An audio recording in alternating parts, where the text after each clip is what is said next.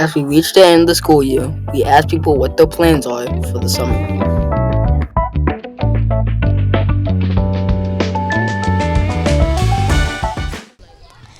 Fun, because I'm going to my sister's birthday party and we're going to have a lot of fun.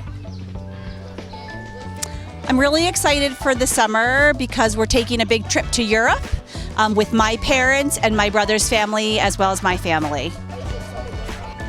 Mostly playing basketball, probably traveling a little bit, so, you know.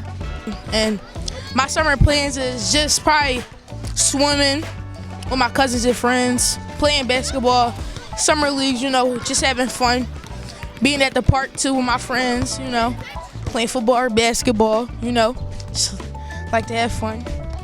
I really love basketball, so that's what I'm gonna be doing a lot of summer too.